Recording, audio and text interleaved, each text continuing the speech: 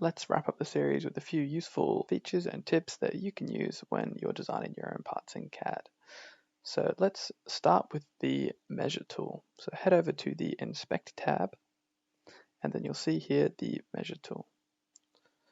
So when you click on one object, so let's say I click on this surface here, it will tell you a few pieces of information about that.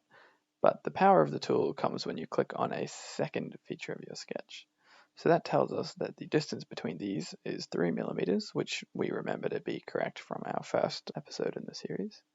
And it tells you a few other useful pieces of information too.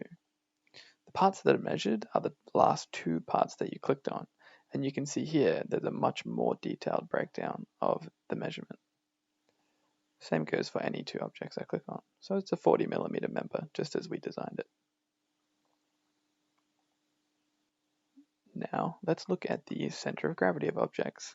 So now let's head on over to the View tool. And here you'll see the center of gravity option. If we click that, the center of gravity will simply appear in the center of your object. This can also be used in assemblies, and it will also account for the material that your object is. So our material is silver, so it will have the density and mass of silver. And when you have a complex object with multiple materials, it will take into account all of the different densities and calculate a fairly accurate center of gravity. This can be useful when you're designing complex designs. The next tool I want to show you is the half section view, or actually you can do a quarter section, 3/4, and end section view too. But I'll show you the half section tool for now. This is really useful if you want to see a cross section of like a 3D object, or if you want to sketch into a hard to reach part. So let's go and click this half section view onto the XY plane. And then we can drag this same as before.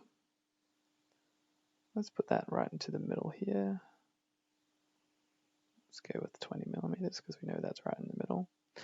Now, it's worth noting that you can't sketch directly onto these cross sections, but what you can do is create a work plane, and we can drag that work plane to the same position as the cross section, and then that is effectively the same as sketching directly onto that half section view, and we can see exactly what's going on there.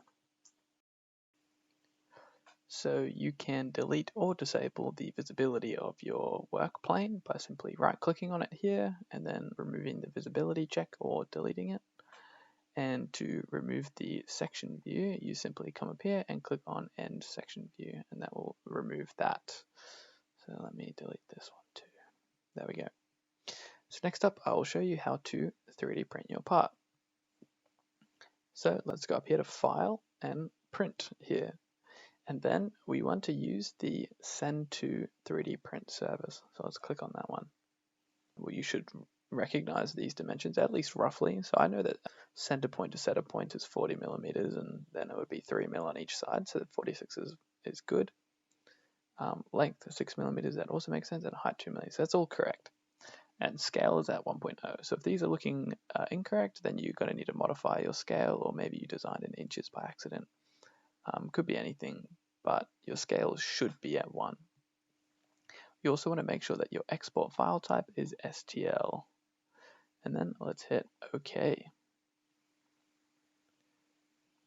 And then let's just save that as uqmarsmember.stl.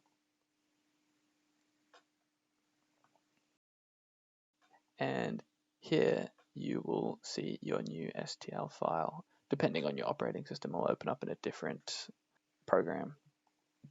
But the STL file is what you want to be sending to your 3D printing software or to whoever is 3D printing your part. And from there, it will be converted into G-code, and from there, it will be 3D printed. Anyway, thank you very much for watching the UQ-Mars Inventor CAD workshop. I appreciate you all taking the time to stick along for the ride. And please stay tuned for more workshops in the future.